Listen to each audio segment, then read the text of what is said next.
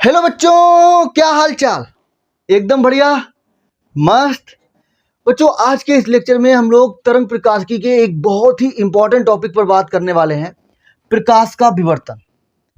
यूं तो आप लोगों ने आमतौर पे देखा भी होगा, इस चीज को ऑब्जर्व किया रखा होगा, प्रैक्टिकली तौर पर आपने इस चीज को देखा भी होगा कि मान लीजिए हमारे एक दीवार में एक छेद है और उस छेद से प्रकाश की कोई किरण आगे चल रही है।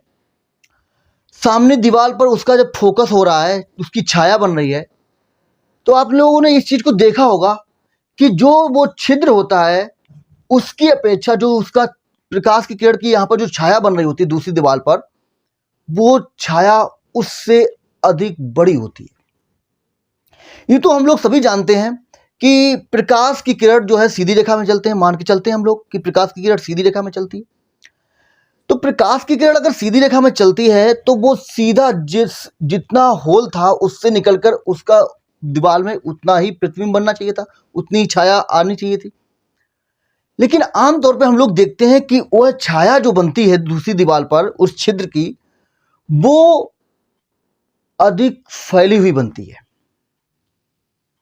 तो ऐसा क्यों? तो उसके पीछे कारण है प्रकाश का विवर्तन। तो विवर्तन क्या है? जब प्रकाश की किरण किसी माध्यम में आगे बढ़ती है तो उस माध्यम में अवरोध मतलब रुकावट, अवरोध के द्वारा उसके किनारों से, जो छिद्र था उसके किनारे होंगे, उसके किनारों से फैल जाना यानी मुड़ जाने की जो घटना होती है, इसी को प्रकाश का विवर्तन कहते हैं। तो जो छाया बन रही थी वो छाया आखिर अधिक चौड़ी बन रही थी। ये किसके कारण बन रही थी? प्रकाश का वहां पर क्या हो रहा था? विवर्तन हो रहा था। यानी जब प्रकाश उस छिद्र से निकल रहा था तो उसके किनारों से टकराकर अपना पाथ उसने क्या कर लिया था? बदल लिया था, फैल गया था, और फैलने के बाद यानी मुड़ गया था और उस दीवार पर जाकर उस छिद्र का बड़ा प्रतिबिंब बनाया जाकर। ये चीज आपको आमतौर पे आपने देखने को मिली होगी, समझ में आ रही होगी कि सर ऐसा हो रहा होता है। आइए जानते हैं इस घटना के बारे में कि आखिर ऐसा क्यों। क्या आप लोग इस चीज को लेकर उत्साहित हैं जानने के लिए कि सर आखिर ऐसा क्यों हो रहा होता है कि जो छिद्र है उसकी अपेक्षा जो उसकी छाया बन रही होती है दूसरी दीवार पर, वो ज्यादा बड़ी होती है। तो प्रकाश का किसी अवरोध के किनारों से मुड़ जाने की जो घटना होती है वो हमको समझ में आ रही है, प्रकाश का विवर्तन कहलाती है। आइए समझते हैं। जैसे मान लीजिए ये हमारे पास एक अवरोध है, स्लिट है, मान लो स्लिट है, और इसमें मैंने एक ये छिद्र कर रखा है। यहाँ पर एक प्रकाश स्रोत है, मान लो ये हमारे पास कोई एक बल्ब है जो कि प्रकाश दे रहा है, ठीक है। यहाँ पर मैंने एक पर्दा लगा दिया, पर्दा मतलब स्क्रीन, ठीक है, पर्दा, ये पर्दा है और ये भाई साहब जो है अवरोध है। तो प्रकाश की किरण जब यहां से चलती है, वैसे हम जानते हैं कि सीधी रेखा में चलती है तो इस किनारे से चलकर ऐसे निकल जानी चाहिए थी, इधर से चलकर ऐसे निकल जानी चाहिए थी। लेकिन हम लोग आमतौर पे देखते हैं कि ये किनारों से टकराकर मुड़ जाती है कुछ इस प्रकार से, और यहाँ पर वैसे इसका इतना चमकीला प्रतिबिंब यहाँ पर बनना चाहिए था और शेष स्थानों पर जो है यहाँ पर क्या होना चाहिए था? अंधेरा होना चाहिए था। बट देखा गया कि हम लोग जब प्रकाश की किरण इस किनारे से मुड़ती है यानी आगे बढ़ती है तो ये मुड़ जाती है और मुड़कर इतने क्षेत्र में इसका प्रतिबिंब बनाती जाकर, तो ये भाग हमें इतना चमकीला दिखाई देता है। इस घटना को ही हम लोग बोलते हैं प्रकाश का विवर्तन। तो प्रकाश का विवर्तन क्या है? हम लोगों को समझ में आ रहा है कि किसी अवरोध से प्रकाश का उसके किनारों से मुड़ जाने की जो घटना होती है उसी को हम लोग प्रकाश का विवर्तन कहते हैं। ये बात समझ में आ गई है, कोई दिक्कत वाली बात नहीं है। अब यहां पर समझने वाली बात ये है, लॉजिक क्या है इसके पीछे, आखिर ऐसा क्यों। तो एक साइंटिस्ट थे, एक नहीं दो, एक थे फ्रेनल और एक थे फ्रॉनहोफर। तो फ्रॉनहोफर ने अपने एक्सपेरिमेंट के जरिए ये बताया, उन्होंने क्या, ये जो हमारे पास अवरोध और जो पर्दा लिया था उसकी जो दूरी थी वो सीमित रखी थी। तब उन्होंने जो विवर्तन प्राप्त किया था उसे हम बोलते हैं फ्रेनल विवर्तन, ठीक है। हालांकि वो मैं आपको बता दूं कि आपके सिलेबस में है नहीं, आपके सिलेबस में केवल फ्राउनहोफर विवर्तन है। तो हम लोग फ्राउनहोफर विवर्तन पर ही चर्चा करेंगे, लेकिन मैं आपको बता दे रहा हूं कि विवर्तन दो टाइप का होता है। एक होता है फ्रेनल विवर्तन, और भाई साहब दूसरा जो होता है वो होता है फ्राउनहोफर। फ्राउनहोफर ये दोनों ही लोग साइंटिस्ट थे। इन्होंने विवर्तन की घटना को देखा था और अपने अपने मत प्रदर्शित किए थे। फ्रेनल विवर्तन आपके इंटर सिलेबस में नहीं है, मैं आपको बता दे रहा हूं। लेकिन मैं आपको ये बता दे रहा हूं यहां पर कि फ्रेनल विवर्तन कब होता है, जब अवरोध और पर्दे के बीच की दूरी जो होती है वो फिक्स होती है, सीमित होती है, सीमित होती है। ठीक है बच्चा। और फ्राउनहोफर विवर्तन जो होता है वो क्या होता है, अवरोध और पर्दे के बीच की दूरी जो हो वो कहीं भी हो, यानी कि हम मान के चलते हैं अनंत। कैसे लेके चलते हैं कि अनंत होती है।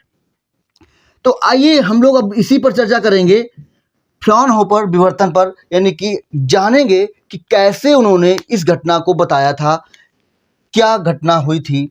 आइए समझने का प्रयास करते हैं। तो हम लोग जो उन्होंने एक्सपेरिमेंट किया था उस एक्सपेरिमेंट को हम लोग समझने का प्रयास करते हैं। आइए देखते हैं। तो एकल झिल्ली द्वारा प्रकाश का विवर्तन, ये हम लोग डेरिवेशन करने जा रहे हैं। एकल झिल्ली, झिल्ली सही लिखा है मैंने, झिल्ली द्वारा प्रकाश के विवर्तन की घटना देख रहे हैं। प्रकाश का विवर्तन, ठीक है, यानी कि फ्राउनहोफर विवर्तन बोलेंगे तो फ्राउनहोफर विवर्तन। ठीक है बच्चा। तो देखिए फ्राउनहोफर विवर्तन क्या था, हम लोग इसको समझने का प्रयास करते हैं। जो बच्चे मेरी रेगुलर क्लास ले रहे हैं उनको पता होगा कि हम लोगों ने पिछले लेक्चर में बात करी थी यंग के द्विग रेखा छिद्र प्रयोग के बारे में। तो यंग के द्विग रेखा छिद्र प्रयोग को इसके साथ जोड़कर अगर हम लोग समझेंगे तो ये बहुत ही आसान हो जाएगा समझना।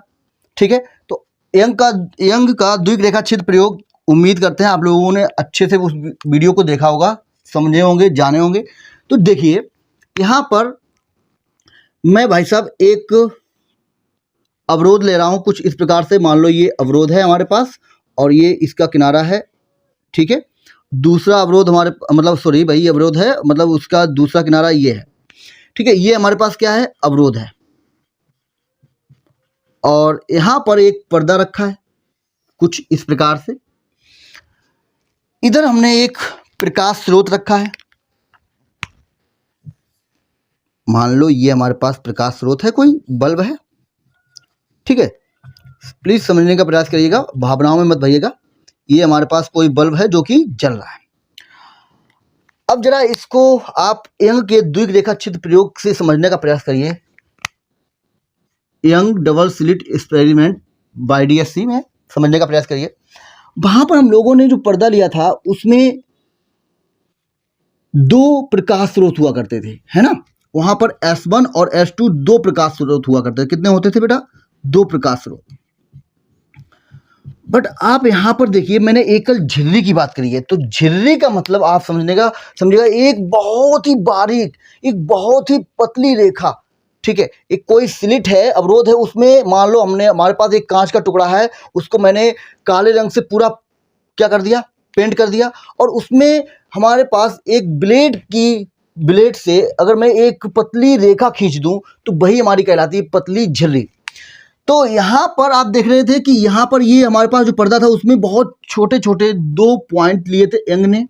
वो दोनों ही हमारे क्या कहलाते थे, नए प्रकाश स्रोत कहलाते थे। मतलब कि यहां से दो तरंगे आगे निकलकर क्या करती थी, व्यतिकरण करती थी। और व्यतिकरण करने के बाद इस पर्दे पर जाकर हमको दीप्त और अदित फ्रिंजें प्राप्त होती थी। ये बात हम लोग जानते हैं। आइए जरा इसको यहां से समझने का प्रयास करते हैं। यहां पर आप देख रहे हो ये एक अवरोध है। इस अवरोध को मैंने एक थोड़ा चौड़ा कर लिया है। आप जरा ध्यान से देखिएगा। प्रकाश किरण जब यहां से गुजरेगी तो यहां पर देखिए आप बहुत सारे बिंदु मिलेंगे। यहाँ से जब प्रकाश किरण आगे गुजरेगी, आगे इस पर इधर जाएगी, तो आप देखोगे यहाँ पर इस पर्दे में दो छिद्र थे बहुत महीन, तो वहाँ से दो प्रकाश किरण आगे निकल रही थी। बट आप यहाँ पर देखें तो इसकी बीच की दूरी हमने मान ली कि ये बीच की दूरी ए है, इन दो इस अवरोध के बीच की दूरी ये ए है। तो आप बच्चा समझने का प्रयास करिए, यहाँ से बहुत सारी तरंगें आगे कुछ इस प्रकार से बढ़ रही होंगी, है ना। तो हम ये मान चल रहे हैं कि यहाँ पर ये जो दूरी बहुत बहुत अधिक है, तो यहाँ पर जो तरंगें होंगी या प्रकाश स्रोत होंगे, बहुत सारे बिंदु मिलेंगे, और वो बिंदु कितने होंगे हमको नहीं पता, तो हम मान चल रहे हैं कि वो अनंत बिंदु होंगे। यानी कि यहाँ से आप देखेंगे कि इस अवरोध से आगे अनंत प्रकाश स्रोत होंगे, जिससे अनंत प्रकाश की किरणें आगे बढ़ रही होंगी। आप समझ पा रहे होंगे। इस पर्दे में दो छिद्र थे, ये दोनों छिद्र जो है दो प्रकाश स्रोत के कार्य कर रहे थे, और इन्हीं से दो तरंगे आगे बढ़ रही थी, जो व्यतिकरण के बाद फलस्वरूप इस पर्दे पर जो है दीप्त और अदीप्त फ्रिंजें बना रही थी। यहाँ पर जो अवरोध है उसकी चौड़ाई आप देख रहे हैं ए है, कुछ ना कुछ चौड़ाई है, झिर्री है चूंकि, ठीक है, आप समझ सकते हैं। तो जब यहाँ से प्रकाश की किरण गुजरेगी तो उसको बहुत सारे बिंदु मिल जाएंगे, ऐसे छोटे छोटे बहुत सारे बिंदु मिल जाएंगे। तो यहाँ से मैं बोल सकता हूँ हमें पता ही नहीं है कि कितने बिंदु हो सकते हैं, तो हमने मान लिया कि अनंत हो सकते हैं। भाई कोई नंबर नहीं पता है तो हम अनंत ले सकते हैं। तो यहाँ से जो अनंत बिंदु होंगे तो अनंत प्रकाश स्रोत नए बन गए होंगे, तो अनंत प्रकाश स्रोत बन गए होंगे, तो बच्चा आगे तरंगें कितनी बढ़ रही होंगी, अनंत तरंगें ही बढ़ रही होंगी। अब आप देखेंगे कि यहाँ से वैसे इसको सीधा इस प्रकार से आगे निकलना चाहिए था, इस टाइप से। वो देखा गया, क्या देखा उन्होंने अपने एक्सपेरिमेंट के जरिए, यहाँ पर ये जो ये किनारे हैं, यहाँ से ये मान लो बच्चा, अब मैं इसको आप समझ गए होंगे कि ये अनंत प्रकाश स्रोत बन चुके होंगे हमारे पास। मैं इसको रफ कर दे रहा हूँ, आप समझ चुके होंगे, आप उम्मीद करते हैं। बच्चा यहाँ पर जरा ध्यान से देखिए, ये जो किनारे होंगे, यहाँ पर जो प्रकाश की किरण होगी वो कुछ ना कुछ हम जानते हैं कि किनारों से मुड़ जाती है। तो ये कुछ इस प्रकार से, मैं इसको कलर चेंज कर दे रहा हूँ तो आपको बेटर समझ में आएगा।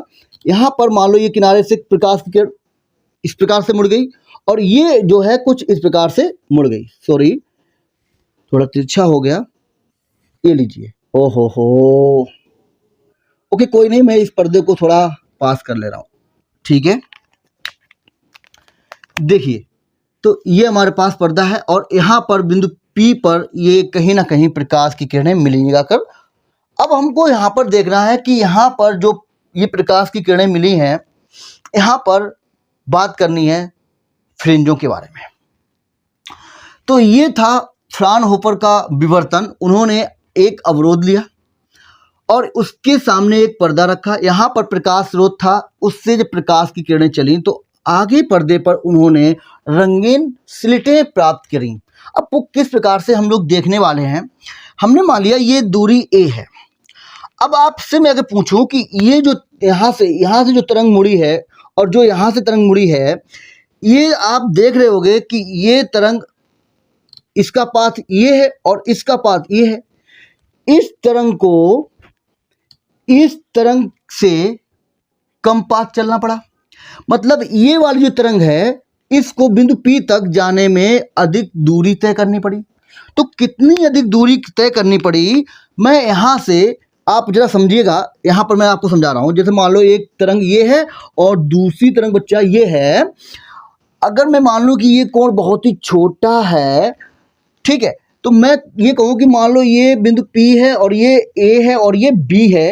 AP और BP में बड़ा कौन है, तो आप कहोगे सर BP दिखाई दे रहा है बड़ा। तो कितना बड़ा है, हम लोग क्या करें, यहाँ से लंब डाल दें तो ये दूरी अधिक होगी, और यही दूरी क्या होगी, इसके लिए अगर मैं इसको किरण नाम दे दूं, ये 1 और ये 2, तो 1 और 2 के बीच में यही दूरी क्या होगी, पथ का अंतर होगी। तो ये क्या होगी, हमारी पथांतर होगी। बात समझ में आई मेरे भाई।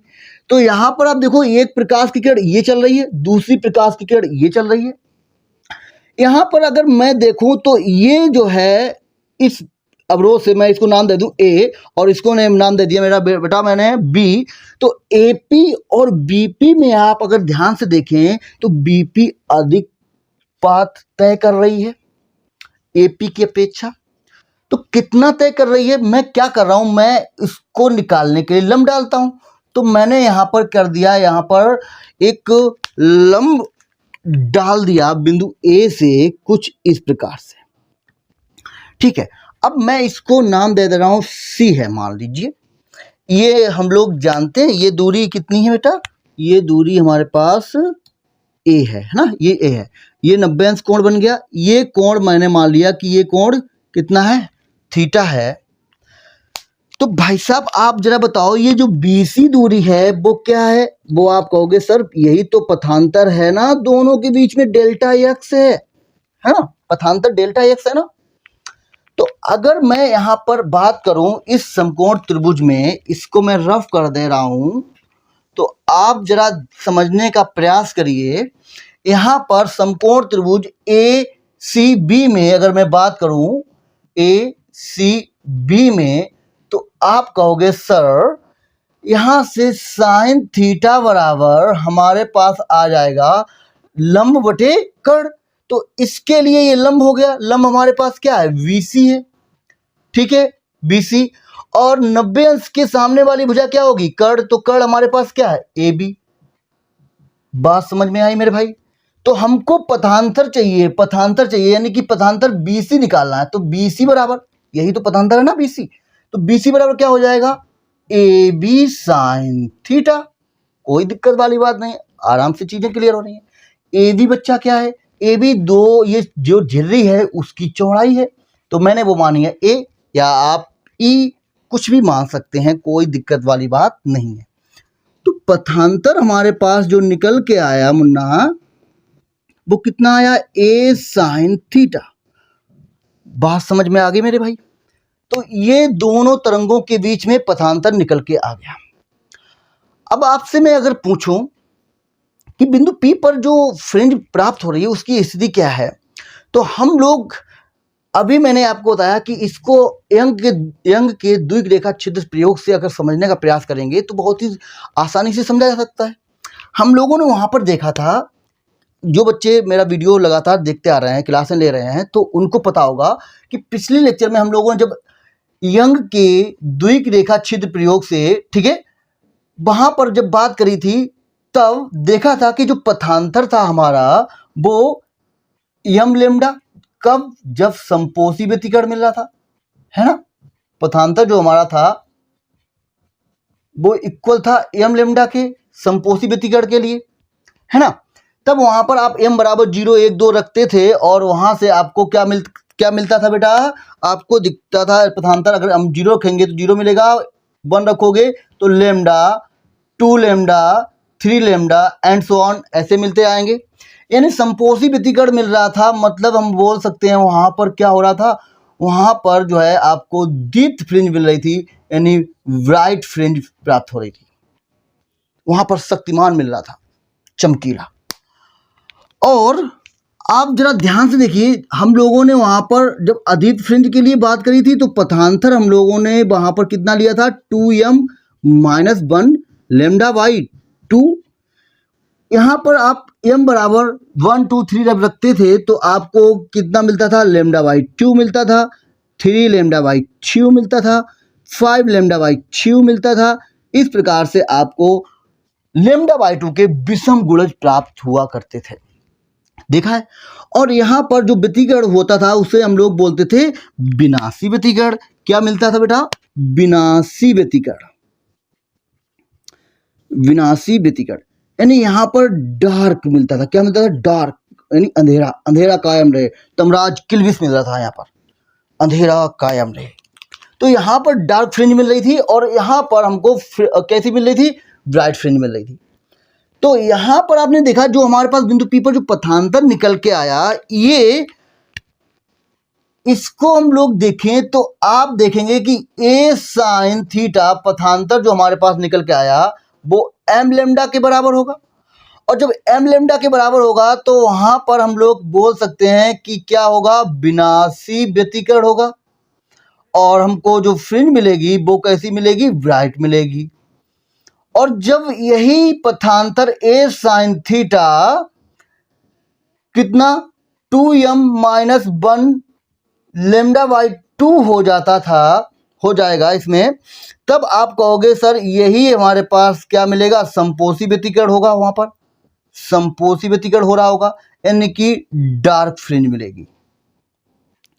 अब कुछ बच्चे जो बिल्कुल ध्यान से चीज़ों को ऑब्जर्व कर रहे हैं, समझ रहे होंगे, तो उनको लग रहा होगा कि विवान सर ने जो है यहाँ पर गलती कर दी है, पर गलती नहीं है। मैं आपको बता दूं, यंग के द्विग रेखा छिद्र प्रयोग में जो यहाँ पर पथांतर m लेमडा पर संपोषी व्यतिकरण मिलता है और पथांतर 2m माइनस 1 लेमडा बाई 2 पर विनाशी व्यतिकरण मिलता है, इसका जस्ट अपोजिट यहां पर होता है। ठीक है, तो ये जो अपोजिट है, मतलब यहां पर a sine theta m lambda के बराबर जब पथांतर हुआ है तो यहां पर विनाशी होगा, यानी कि ये के संपोषी है तो यहां पर अपोजिट विनाशी, और ये यहां पर क्या है, विनाशी, तो यहां पर संपोषी। अब कुछ लोगों को ये लग रहा होगा कि ये सर कैसे, हाउ इज द पॉसिबल, ये ऐसा क्यों, ऐसा कैसे हो सकता है। तो आइए इसी चीज को समझते हैं। बाकी इसमें जो भी समझना था, जिन बच्चों के लिए मैं आपको पहले बोल चुका हूं ये कॉन्सेप्चुअल है, बहुत ज़्यादा कॉन्सेप्चुअल है, तो इसे गहराई तक समझने का होगा। जिन बच्चों के लिए रटने का काम था, उनका यहाँ तक निकालना था, पदांतर निकालना था, हम लोग निकाल चुके हैं कि इसमें इसका अपोजिट हो गया, तो a साइन थीटा बराबर m lambda, a sine theta बराबर 2m माइनस 1 लेमडा बाई 2, आराम से रट लो इसका अपोजिट करके, कोई दिक्कत नहीं है। पदांतर हम लोगों ने निकाल लिया, यहाँ पर पदांतर कितना आ गया, a साइन थीटा, और इसके बाद इसका अपोजिट कर दो, कोई दिक्कत नहीं है, आ गया हम लोगों का। पर अब उन बच्चों के लिए कायदे से वीडियो की शुरुआत अब हुई है बच्चा, उन बच्चों के लिए जो कॉन्सेप्चुअल चीज़ों को समझते हैं और गहराई से समझते हैं, वो जानते हैं कि कायदे से क्लास अब शुरू हुई है, जहाँ से सोच खत्म होती है वहीं से सोच हमारी अब स्टार्ट होती है। तो यहाँ से अब ये चीज़ें हमको समझनी होंगी कि आखिर ऐसा क्यों। तो आइए जरा फोकस डालते हैं इस चीज़ों को समझने के लिए। आप लोग पहले इसका स्क्रीनशॉट ले लीजिए, फटाफट आगे बढ़ते हैं फिर हम लोग। ओके, चलिए देखिए, तो मैं इसको रफ कर रहा हूं, ठीक है, हमारे पास स्पेस की कमी है, मैं इसको रफ कर रहा हूं, फिर देखते हैं हम लोग कहानी क्या है, ऐसा क्यों। चलो देखो, मैंने इसको कर दिया रफ।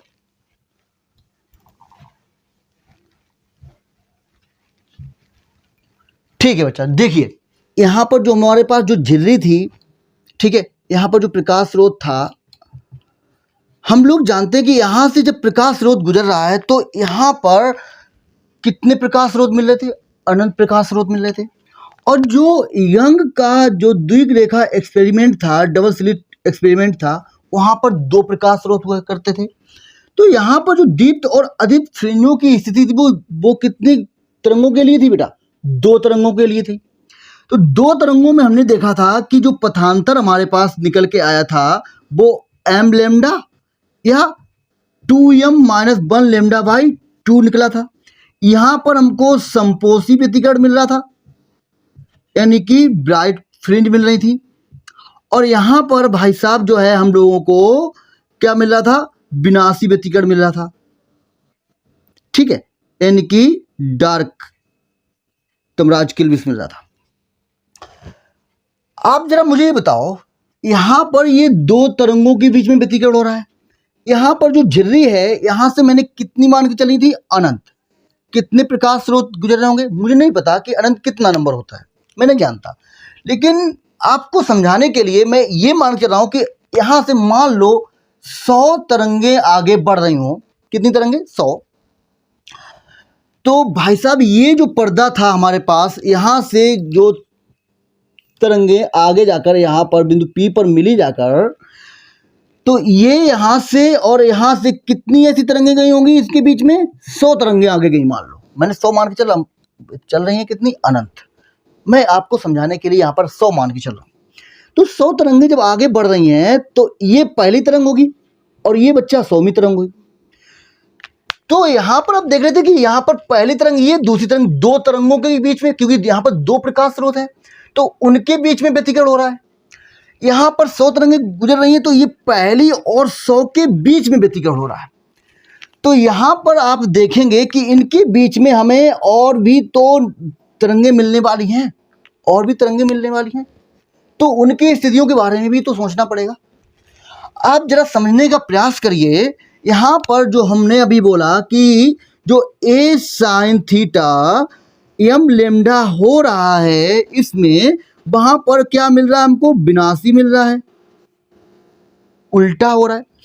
और a sine theta 2m - 1 lambda by 2 जब प्राप्त हो रहा है तो संपोषी मिल रहा है।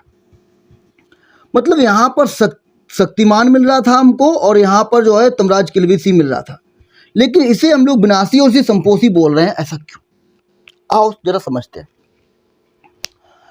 तो भाई साहब जरा आप ऐसे समझिए, ये हमारे पास एकल झिर्री है, ठीक है, ये वाली झिर्री हमारे पास एकल झिर्री थी। कितनी गुजर रही है? 100 गुजर रही है। तो ये पहली हुई और ये 100वीं हुई। ये हमारे पास किसके बराबर है? यहाँ पर ये जो है पथांतर कितना है? लेमडा के बराबर होगा। यहाँ पर अगर हम देखें, ये हम बराबर रख दें और 1 से स्टार्ट करें, तो आप कहोगे सर ये लेमडा 2 लेमडा 3 लेमडा इस टाइप से मिलेंगे हमको। और यहाँ पर lambda by 2, 3 lambda by 2, 5 lambda by 2, 7 lambda by 2 and so on मिलेंगे, पथांतर मिलेगा। तो ये पहली और 100वें के बीच में पथांतर कितना है? लेमडा है। यहाँ पर दो तरंगों के बीच में पथांतर कितना था? लेमडा था। तो यहाँ पर पहली और 100 के बीच में पथांतर लेमडा है। तो अगर मैं आपसे पूछूं कि भैया पहली और 100 के बीच में पथांतर कितना है? आपने कहा पहली और 100 के बीच में पथांतर लेमडा है। तो अगर मैं कहूं कि पहली से 51 के बीच में पथांतर कितना होगा, तो आप कहोगे सर वो लेमडा बाई 2 हो जाएगा। ऐसे में अगर दूसरे से 52 के बीच में पूछूंगा तब भी आप कहोगे लेमडा बाई 2, है ना। तीसरे से 53 के बीच में पूछूंगा तो अब भी आप कहोगे लेमडा बाई 2। चौथी से 5वें के बीच में पहुंचूंगा तो आप कहोगे सर जी लेमडा बाई 2। इसका मतलब हमको 1 से 50 ऊपर लेमडा बाई 2 और 50 से 100 के बीच में भी लेमडा बाई 2 प्राप्त होगा। ये आप समझ पा रहे होंगे, है ना। यानी 1 से 50 ऊपर लेमडा बाई 2 और 50 से 100 के बीच में लेमडा बाई 2 हमको प्राप्त होंगे पथांतर। हम जानते हैं कि लेमडा बाई 2 जो है, ये देखो, ये लेमडा बाई 2 जो है भाई साहब, वो कंडीशन किसकी होती है? यहां पर अगर आप देखें तो वो विनाशी की कंडीशन होती है। यहां पर अगर आप देखें तो हमको lambda by 2, 3 lambda by 2, 5 lambda by 2 पथांतर मिलेगा। तो लेमडा बाई 2 और लेमडा बाई 2 ये विनाशी के लिए होगा। तो ये लेमडा बाई 2 और लेमडा बाई 2 एक दूसरे को कर देंगे कैंसिल, खत्म कर देंगे। तो यहां पर आप कहोगे हमको क्या मिलेगा? 0 मिलेगा। और जब 0 मिलेगा तो आप यहां पर समझ पा रहे होंगे बच्चा कि यहां पर जब हमको ये 0 मिल जाएगा, इसका मतलब ये है कि ये किसकी कंडीशन हो गई? विनाशी की कंडीशन लग रही है। यहाँ पर लेमडा बाई 2 हो रहा है मतलब कि विनाशी की कंडीशन है। आप देख रहे हैं लेमडा बाई 2 मिल रहा है, विनाशी कंडीशन है, लेकिन ये लेमडा प्राप्त हो रहा है मतलब कि क्या है? यहाँ पर क्या हो रहा है? यानी कि ब्राइट फ्रिंज मिल रही है। थोड़ा मुझे लग रहा है कि आप लोगों को थोड़ा मुश्किल हो रहा होगा समझने में, जरा समझने का प्रयास करिए। ये जो लेमडा बाई 2 कंडीशन है, इसमें दो तरंगों के बीच में जो हमारे पास यंग का द्विरेखा छिद्र प्रयोग है, वो कंडीशन किसकी है? विनाशी की है। लेमडा किसकी है? संपोषी की है। तो ये ए साइन थीटा एम लेमडा के बराबर है। यहाँ पर लेमडा हमको मिल रहा है, एम की वैल्यू 1 रखने पर, तो ये लेमडा है। लेकिन हम देखें इसके बीच में तो अन्य और भी प्रकाश स्रोत है ना, तो वो जो हमारे अंदर व्यतिकरण हो रहा होगा उन तरंगों के बीच में, तो हमको वहां पर पता चल गया कि लेमडा बाई 2 मिल रहा होगा। यानी 1 से 50 ऊपर भी लेमडा बाई 2, 50 से 100 के बीच में लेमडा बाई 2। तो वो अंदर ही अंदर एक दूसरे को काट रहे होंगे ना। वहां पर अंदर कौन सी कंडीशन लग गई? अंदर जो है विनाशी की कंडीशन लग गई। अच्छा, यहाँ पर समझने का प्रयास करिए। अंदर जो कंडीशन लग गई वो किसकी? विनाशी की। तो यहाँ पर अंदर क्या हो गया? खत्म हो गया। तो अंदर विनाशी कंडीशन लग रही है, इसलिए विनाशी होगा। बट लेमडा प्राप्त हो रहा है, लेमडा मिल रहा है, तो ये कंडीशन किसकी? ब्राइट की है, यानी चमकीला मिलेगा। बात समझ में आई? अब जरा इसको और अच्छे समझने के लिए मैं अगर आपसे कहूं कि मान लो 2 लेमडा है, कितना है 2 लेमडा, इनके बीच में अब ये पथांतर हमारे पास जो है वो 2 लेमडा है। कितना बच्चा? ठीक है 2 लेमडा है। तो आप जरा मुझे बता दो lambda by 2, lambda by 2, lambda by 2, lambda by 2, इस प्रकार हमको 4 मिल जाएंगे, है ना, 4 मिल जाएंगे। तो ये भी कंडीशन कितनी? लेमडा बाई 2, ये भी कितना? लेमडा बाई 2, ये भी कितना? लेमडा बाई 2, ये भी कितना? Lambda by 2। तो इससे ये कट जाएगा, इससे ये कट जाएगा, इससे ये कट जाएगा, इससे ये कट जाएगा, 82 की कंडीशन लगेगी लेमडा बाई 2। मतलब कि 2 लेमडा पर भी ये अंदर क्या हो रहा होगा? 82 हो रहा होगा, मतलब 0 मिलेगा। बात समझ में आई मेरे भाई? तो यहां पर आप देखेंगे कि ये जो है 82 कंडीशन मैंने क्यों बोल दी, क्योंकि अंदर लेमडा बाई 2 यंग के द्विरेखा क्षेत्र प्रयोग के द्वारा क्या मिल रहा है? 82 में मिलता है ना, 82 में मिलता है। ये देखो इस प्रकार ऐसे, तो ये लेमडा बाई 2 पे मिल रहा है, ये डार्क फ्रिंज बन रही होगी, यहाँ पर खत्म कर देगा। ठीक है, आप समझ गए ना भैया? ठीक है भैया, तो ये तो हो गई, आप समझ गए होंगे कि दूसरी कंडीशन। ऐसे अगर आप 3 लेमडा के लिए अगर सोचें, मान लो ये इसके बीच में अब जो पथांतर है वो 3 लेमडा के इक्वल है। कितना? 3 लेमडा ले लिया मैंने, तो अब कितने बन गए होंगे आपके पास? 6 बन गए होंगे इस टाइप से। ठीक है, तो यहाँ पर लेमडा बाई 2, यहाँ पर भी लेमडा बाई 2, यहाँ पर भी लेमडा बाई 2, सभी लेमडा बाई 2 एक दूसरे को कैंसिल कर देंगे तो कितना मिल जाएगा हमको? यहाँ पर पथांतर अंदर 0 मिल जाएगा। तो बेसिकली ये कंडीशन पहली और आखिरी के बीच में लग रही है, लेकिन अंदर जो है बेटा वो क्या हो रहा होगा? अंदर जो है 82 की कंडीशन लग रही है। तो 82 के कारण जो लेमडा बाई 2 से लेमडा बाई 2 एक दूसरे को जो है खा लिए होते हैं, निगल लिए होते हैं, इस वजह से वहां पर कितना हो जाता है? 0 केवल और केवल पहली के लिए होता है। तो वहां पर इसीलिए मैंने बोला है ये 82 कंडीशन है, उल्टा होता है। बात समझ में आ गई मेरे भाई? इसी प्रकार आप जो है इसको भी समझ सकते हैं, इसका भी क्या हो जाएगा? उल्टा हो जाएगा। आइए उसको समझने का प्रयास करते हैं। जैसे मान लीजिए ये 3 लेमडा बाई 2 है, मतलब अब जो है इसके बीच में जो पथांतर है वो कितना हो गया? 3 लेमडा बाई 2 हो गया। तो लेमडा बाई 2 का आप देखो कितने 3 गुना है ना, तो यहाँ पर 1 2 3 लेमडा बाई 2 हमको मिल जाएंगे। तो लेमडा बाई 2 ये दूरी होगी लेमडा बाई 2, ये लेमडा बाई 2। तो पदांतर जो 3 लेमडा बाई 2 था वो 3 हिस्सों में lambda by 2 lambda by 2 lambda by 2 में बढ़ जाएगा।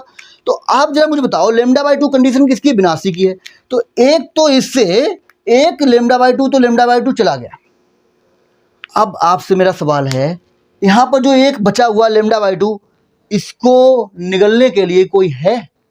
जरा सोचो, कोई है? नहीं ना। तो ये भाई साहब जो है इस पर्दे पे जाकर चमचम करेंगे, चमकेंगे जाकर, शक्तिमान दिखाएंगे, शक्तिमान बनेंगे जाकर। बात समझ रहे कि नहीं? तो यहां पर आपने देखा कि ये लेमडा बाई 2 बच गया, और वो कितना बच गया? इसका 1/3 बच गया। 1/3 ही तो बच गया भाई, 2 चले गए, 1 बचा है तो 1/3 बच गया।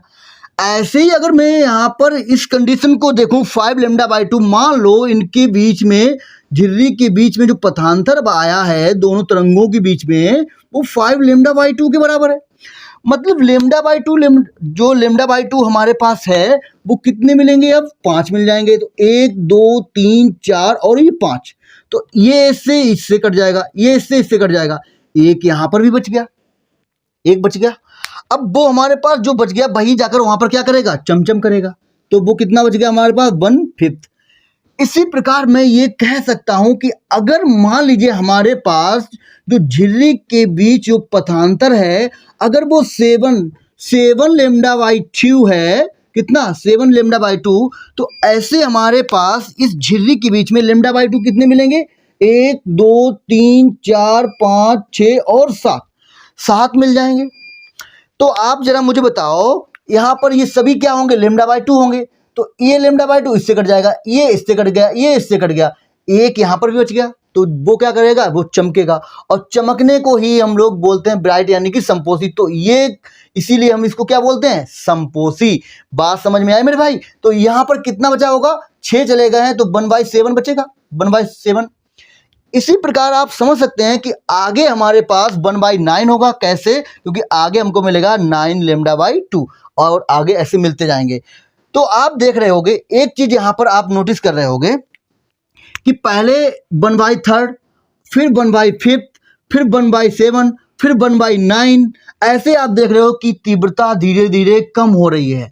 जो तरंग की तरंगदैर्घ्य है उसकी तीव्रता कम हो रही है, तरंग जो हमारे प्रकाश की तरंग है उस तीव्रता कम हो रही है। तो आप जरा देखिएगा, आपकी किताब में ग्राफ कुछ इस प्रकार से दिख रहा होगा कि सबसे पहले तीव्रता अधिक थी, तो आपने देखा कि कुछ इस प्रकार से, है ना, फिर तीव्रता धीरे धीरे कम होती हुई ऐसे हो गई, इसी प्रकार से कम होती हुई कुछ इस प्रकार से हो गई होगी। ठीक है, तो इस प्रकार ये तीव्रता का ग्राफ बन जाता है। जबकि जो हमारे पास यंग का द्विरेखा छिद्र प्रयोग था, वहां पर जो फ्रिंजों की तीव्रता थी वो कैसी थी, समान थी। मतलब कि हमें जो तीव्रता मिल रही थी वो कैसी मिल रही थी, बराबर मिल रही थी, इस प्रकार से। ठीक है, वहां पर कैसी मिल रही थी, तीव्रता बराबर थी। तो ये आपके किताब में आपका ग्राफ दिया गया होगा, आप यहाँ से आराम से समझ सकते हैं इस चीज को। कैसे आप देख रहे हो, 1/5, 1/7, 1/5, 1/7, 1/9, तीव्रता धीरे धीरे कम हो रही है। तीव्रता सबसे ऊपर हाई थी, फिर धीरे धीरे कम हो रही है। अब यहाँ पर मैं बता दूं आपको, इस ब्राइट को बोलते हैं उच्चिष्ट। ठीक है, उच्चिष्ट बोलते हैं, और इसको बोलते हैं निम्निष्ट। निम्निष्ट, तो यहां पर आपको मिलेगा उच्चिष्ट मिलेगा, ये उच्चिष्ट मिलेगा, ये उच्चिष्ट मिलेगा, और यहां पर आपको निम्निष्ट मिलेंगे। ये आपको उच्चिष्ट निम्निष्ट मिलेंगे। ठीक है भाई, मेरी बात समझ में आ गई आपको। कहां कहां मिलेंगे, यहां पर मिलेंगे, λ/2, 3 λ/2, 5 λ/2, इस टाइप से ऐसे निगेटिव में भी मिल जाएंगे। ठीक है, तो ये बात हमको समझ में आ गई कि ये ऐसा क्यों हो रहा है, ये चमचम क्यों हो रहा है। तो देखो, ये तो अब समझ में आ गया कि प्रकाश की तीव्रता के कम होने के कारण वहां पर हमको उच्चिष्ट और निम्निष्ट फ्रिंजें प्राप्त हो रही थी। अब देखिए यहाँ पर जो हमने अभी आपको डेफिनेशन समझाई थी, ओहो, आप स्क्रीनशॉट लेना चाहो तो ले सकते हैं। चलिए कोई बात नहीं, आप बैक करके दोबारा देख सकते होंगे, देख लीजिएगा। यहाँ पर जरा ध्यान से देखिएगा बच्चा, जो मैंने आपको समझाया था डेफिनेशन कि एकल झिर्री के किनारों से प्रकाश का अपने मार्ग से कुछ मुड़ जाना, यही घटना जो है हमारे पास क्या हो रही है, इस घटना को ही हम लोग बोलते हैं प्रकाश का विवर्तन। तो ऐसा क्यों, अब आप समझ रहे होंगे कि देखो भैया, पहले आपने देखा कि हमारे पास कुछ ये हमारे पास तीव्रता थी, तो ये चमक हो रही होगी ऐसे। ठीक है, फिर इसके बाद डार्क, पहले हमको शक्तिमान मिला, फिर तमराज किल्विस, फिर इसके बाद दूसरे कलर से मैं कर दे रहा हूँ, फिर हमारे पास कुछ इस प्रकार से दीप्त फ्रिंज बन रही होगी, फिर आपने देखा इस प्रकार से अंधेरा हो गया होगा, फिर आपने देखा कि ये दीप्त फ्रिंज, फिर अंधेरा। तो इस टाइप से आप देखे होंगे कि जब वो उस प्रतिबिंब को आपने गौर किया होगा, ये आप समझ सकते हैं, ये आप प्रैक्टिकल कर सकते हैं, देखिएगा, आराम से कर सकते हैं, कोई दिक्कत वाली बात नहीं है। यहाँ पर आप देखिए उस पर्दे पर या उस दीवार पर जो प्रतिबिंब बन रहा है, उसको आप देखें तो बीच में सबसे ज़्यादा चमकीला दिखाई देगा, और जैसे जैसे हम किनारों की तरफ जाएंगे वो कैसी होगी, उसकी तीव्रता कम हो रही होगी, उसकी तीव्रता धीरे धीरे कम हो रही होती है, तो वो धुंधला होता हुआ जा रहा होगा। यानी पहले डार्क, फिर अंधेरा, फिर डार्क, पहले ब्राइट, फिर डार्क, फिर ब्राइट, फिर डार्क, फिर ब्राइट, फिर डार्क। तो इस टाइप से आपने देखा होगा कि किनारों पर आकर वो धुंधला हो जाता है, उसकी छाया कमजोर हो जाती है। क्यों, क्योंकि वहां पर तीव्रता कम होती जा रही है, क्योंकि आप देख रहे हो 1/5, 1/3, 1/5, 1/7, 1/9, ऐसे तीव्रता कम होती जा रही होती है। तो ये था बेटा पूरा कॉन्सेप्ट इसके पीछे, और ये था आपका जो प्रकाश का विवर्तन। मैंने आपको पूरा कॉन्सेप्चुअल समझाया है अच्छी तरीके से। अब अगर आपको ये वीडियो, ये क्लास अच्छी लगी हो, तो बच्चों आपका फर्ज बनता है आपके सर को गुरुदक्षिणा देने का। बस आपको इतना करना होगा, एक प्यारा सा कमेंट कर देना है, वीडियो को लाइक कर देना है, और अपने फ्रेंडों के साथ शेयर कर देना है। और आपको मैं एक इन्फॉर्मेशन दे दूं, जिन बच्चों को पता होगा अच्छी बात है, जिनको नहीं पता उनको मैं बता दूं कि बोर्ड एग्जाम नज़दीक आ चुके हैं। हम लोग नई सीरीज स्टार्ट कर रहे हैं इम्पोर्टेंट क्वेश्चन की। आप लोग उसमें जुड़ना ना भूलिएगा, उसका फ़ायदा बिल्कुल उठाइएगा। वो सीरीज ऐसी सीरीज है, यकीन मानिए बेटा, कि जिस बच्चे ने अभी तक कोई भी तैयारी नहीं कर रहे, उसको वो अभी पता ही नहीं है कि हम पढ़ें तो पढ़ें क्या, करें तो करें क्या। तो बच्चा ये उसके लिए एक तरीके से संजीवनी बूटी का काम करने वाला है। यकीन मानिए कि एग्जाम में वो एग्जाम फोड़ के आने वाला है, बस आप इतना समझ लीजिएगा।